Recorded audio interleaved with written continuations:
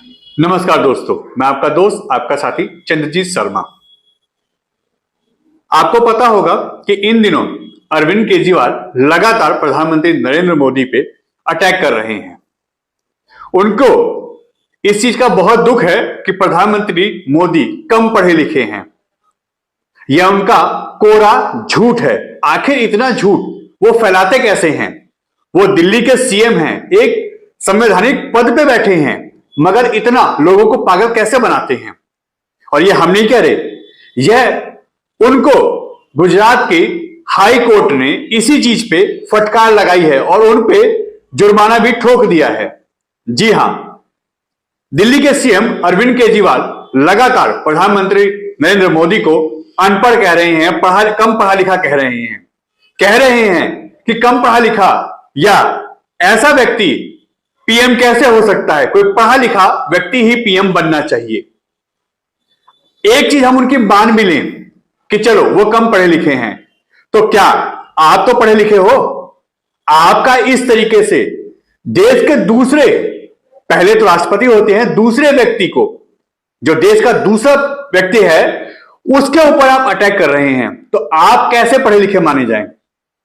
यह सरासर आप उनके ऊपर अटैक कर रहे हैं, यानी लाखों करोड़ लोगों ने जो उनको चुना है, आप उनके ऊपर भी अटैक कर रहे हैं, उनका भी मान सम्मान घटा रहे हैं।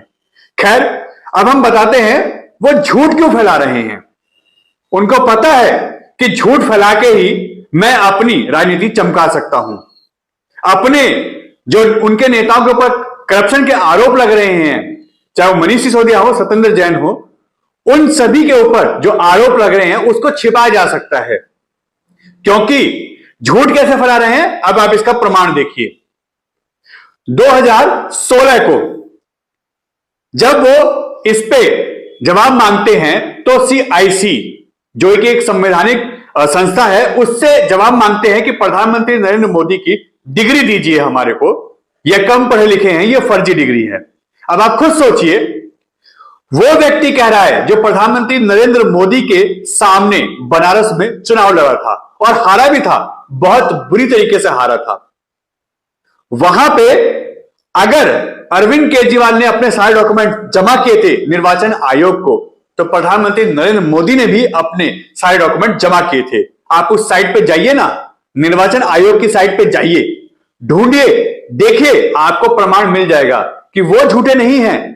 उनकी सारी डिग्री वहीं पे अपलोड है, मगर आपको देखना नहीं है, आपको झूठ फैलाना है। दूसरा, वो कह रहे हैं कि उनकी डिग्री दिखाई नहीं जा रही। उनकी डिग्री गुजरात के जो यूनिवर्सिटी है उसने भी अपलोड कर रखा है अपनी साइट पे। आप जाके वहां से निकाल के देखिए और लोगों को भी दिखाइए कि वो कितने पढ़े लिखे हैं, मगर आपको यह भी नहीं करना।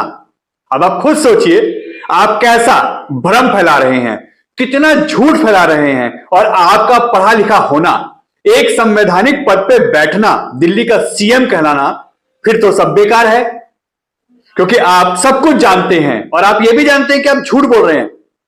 आखिर क्यों? ऐसी कौन सी चीज है जो आपको ये झूठ बोलने पे मजबूर कर रही है? आप इतना झूठ लाते कहां से हैं? इसी को लेके गुजरात हाई कोर्ट ने अरविंद केजरीवाल को जमकर फटकार लगाई और उन्होंने कहा कि आप इलेक्शन कमीशन की साइट पे जाइए, आप वहां से प्रधानमंत्री मोदी की जो डिग्री है वो देख सकते हैं, उस पर अपलोड है। आप यूनिवर्सिटी जो गुजरात की है, आप उस पर जाइए, उस पर भी उनकी डिग्री अपलोड है।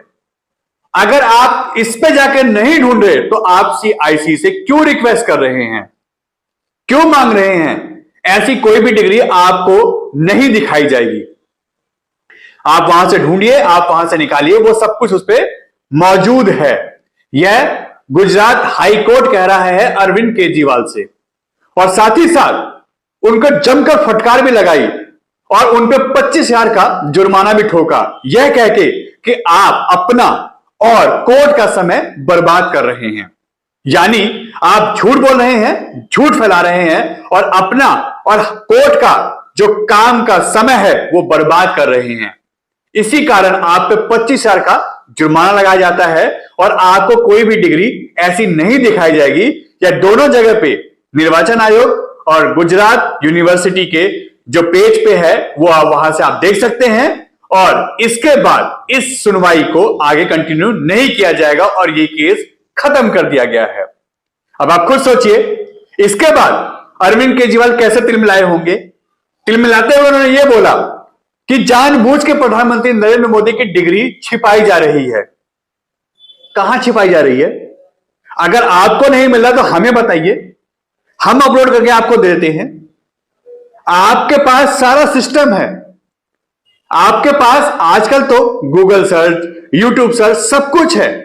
और इलेक्शन कमीशन की साइट पे है, जहां पे आदमी जब इलेक्शन लड़ता है तो वो अपने सारे डॉक्यूमेंट्स, अपनी सारी चीजें अपलोड करता है, अपनी संपत्ति का ब्यौरा देता है। आपने भी किया होगा, फिर भी झूठ क्यों? गुजरात यूनिवर्सिटी के पेज पे है, वहां से ढूंढिए, वहां से मिल जाएगा।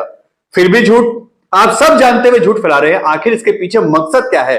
क्या जो दिल्ली में इस समय माहौल बना हुआ है आपके खिलाफ? क्योंकि लगातार आपके जो शिक्षा मंत्री हैं, जिसको आप वर्ल्ड का सबसे बेस्ट शिक्षा मंत्री कह रहे हैं, वो शराब घोटाले के अंदर जेल में हैं। सत्येंद्र जैन जो स्वास्थ्य मंत्री हैं वो जेल में हैं।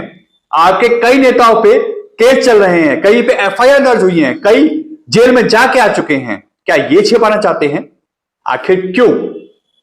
यानी कहीं ना कहीं आप मुद्दे से ध्यान भटकाना चाहते हैं। झूठ झूठ और झूठ, यही क्यों? आप दिल्ली के सीएम हैं, आप अपने काम से, अपने नाम से दिल्ली को इंप्रेस करिए, वो यहां की जनता को इंप्रेस करिए, ताकि आपकी पार्टी गेन करे और उसको आने वाले इलेक्शन में फायदा हो। अन्यथा इस तरीके झूठ फैलाने से आप ही को कोर्ट से हो या किसी भी संवैधानिक संस्था से हो, आपको फटकार लगती है, आप पे जुर्माना ठोका जाता है, फिर भी आप नहीं सुधरते। आप मानहानि का दावा भी आप पे होता है, आप कोर्ट में जाके माफी मांग लेते हैं, लिखित में आप दे देते हैं, क्योंकि अरुण जेटली इसका जीता जागता उदाहरण थे। उन्होंने आपको मानहानि का जब कोर्ट में केस किया था तो आपने जाके माफी मांग ली थी, जबकि आपने उनके ऊपर एलिगेशन लगाए थे। यानी आप कहते कुछ है, करते कुछ है, और झूठ पे झूठ आप क्यों फैलाते हैं?